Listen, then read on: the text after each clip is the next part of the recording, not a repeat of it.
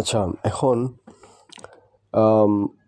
মালাকাত আইমান সম্পর্কিত কোরআনের আয়াতগুলো, এগুলো যে আয়াতগুলো আছে সেগুলোর মধ্যে আমি এখন 24 নম্বর সূরাতুন নূরের 32 এবং 33 নম্বর আয়াত, সেগুলো আমি তর্জমা করার চেষ্টা করছি। এখানে বলা হচ্ছে ওয়া আনকিহুল ইয়াতামা। এখানে আনকিহু, ওয়ান কিহু, যে আলিফের উপর একটা হামজা আছে, আনকিহু থাকার কারণে এখানে বলতেছে তুমি বিয়ে দাও। হ্যাঁ, ও আনকিহুল ইয়াতামা, ইয়াতিমদের, মিনকুম তোমাদের মধ্যে থেকে ইয়াতিমদের বিয়ে দাও। ওয়া সালিহিনা মিন ইবাদিকুম, এবং অ্যান্ড দ্য রাইটার্স মিন ফ্রম ইউর মেল স্লেভস, ওয়া ইমাইকুম and from your female slaves. এখান থেকে হ্যাঁ, তো এখানে স্লেভ বলতে এখানে ইবাদ বলতে ওইভাবে স্লেভ অর্থ, স্লেভ জিনিসটা অনেক বড় টার্ম। ইমাইকুম, আবিদাতুন বলে নাই।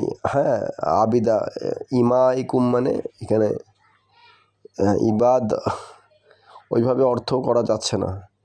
ইয়াকুনু ফুকার। আচ্ছা, আমি বাংলাতেও দেখি, বাংলা অনুবাদটা বাংলাতেও দেখি। আরেকটা অ্যাপ আছে আমার বাংলা, সেখানেও দেখার চেষ্টা করি। আচ্ছা, 24 সূরাতুন নূরের 32, হ্যাঁ, 24-এর 32।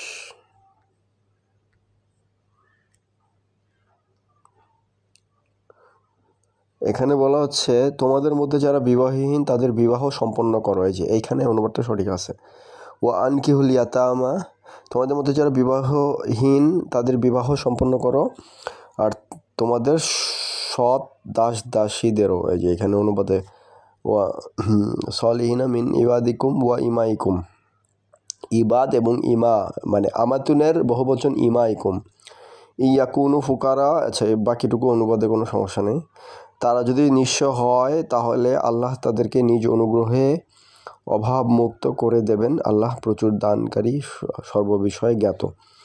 পরের আয়াতে বলা হচ্ছে যাদের বিয়ের সম্বল নেই তারা যেন সংযম অবলম্বন করে যতক্ষণ না আল্লাহ নিজ অনুগ্রহে তাদেরকে অভাবমুক্ত করেন। আর তোমাদের দাস দাসীদের মধ্যে যারা মুক্তির জন্য লিখিত চুক্তি পেতে চায়, মোকাতাবা করতে চায়, তাদের সঙ্গে চুক্তি করো যদি তাতে কোনো কল্যাণ আছে বলে তোমরা জানো। যদি তাদের মধ্যে, তাতে না, ফিহিম শব্দটা আছে, এই যে ফিহিম খায়রা, তাতে না, তাদের মধ্যে, মানে যাকে মুক্ত করা হবে যাদেরকে, তাদের মধ্যে আল্লাহ তোমাদের যে মাল দিয়েছেন তার থেকে তাদেরকে দান করো। তোমাদের দাসীরা নিজেদের পবিত্রতা রক্ষা করতে চাইলে তোমরা পার্থিব জীবনে সম্পদের লালসায় তাদেরকে ব্যভিচারে বাধ্য করো না। যদি কেউ তাদের উপর জবরদস্তি করে তবে তাদের উপর জবরদস্তির পর আল্লাহ তাদের উপর ক্ষমাশীল পরম। আচ্ছা, এগুলোতে পরে আসতেছি, আমি গুরুত্বপূর্ণ আয়াতগুলোতে যাই। হ্যাঁ, 23 নম্বর সূরা শুরু থেকে দেখি। কাদ আফলাহাল মুমিনুন, মুমিনরা সফলকাম হয়ে গেছে। আল্লাযিনা ফি সালাতিহিম খাশিউন, যারা নিজেদের সালাতে বিনয় নম্রতা অবলম্বন করে। ওয়াল্লাযিনা হুম আনিল লাগবি মুরিদুন, যারা অসার কথাবার্তা এড়িয়ে চলে মুমিনদের মধ্যে। ওয়াল্লাযিনা হুম লিযাকাতি ফাইলুন, যারা নিজেদের জাকাত দানে সক্রিয়, বা জাকাত শব্দের অর্থ এখানে পবিত্রতা অর্জনে সক্রিয়, এভাবেও হয়। আচ্ছা, ওয়াল্লাযিনা হুম, এই যে এখানে 5 আর 6 আয়াতটা আমাদের প্রাসঙ্গিক। ওয়াল্লাযিনা হুম লিফুরুজিহিম হাফিজুন, যারা নিজেদের যৌনাঙ্গকে সংরক্ষণ করে। হ্যাঁ, লিফুরুজ অর্থ হচ্ছে গিয়ে যৌনাঙ্গ, মানে সাধারণত যেটা ধরা হয় নাভি থেকে হাঁটু পর্যন্ত আর কি, এরকম ধরা হয়, মানে গুপ্তাঙ্গ, যৌনাঙ্গ যেটাই বলা হোক। তো যারা মানে সফলকাম, যেসব মুমিন সফলকাম হয়ে গেছে তাদের সম্পর্কে বলা হচ্ছে ওয়াল্লাযিনা লিফুরুজিহিম হাফিজুন ইল্লা মানে ব্যতীত, মানে যৌনাঙ্গকে সংরক্ষণ করার প্রয়োজন নাই। কাদের ক্ষেত্রে নাই? দুই ক্যাটাগরির ক্ষেত্রে নাই, এ অথবা বি, অর আছে দেখেন। ইল্লা আলাল আজওয়াজি আও মা মালাকাত। হ্যাঁ, এক্সেপশন কেস বলতেছে 6, মানে আমাকে যৌনাঙ্গ হেফাজত করতে হবে, মানে কারোর সাথেই করবো না, আমার স্ত্রীর সাথেও করবো না, তা তো না।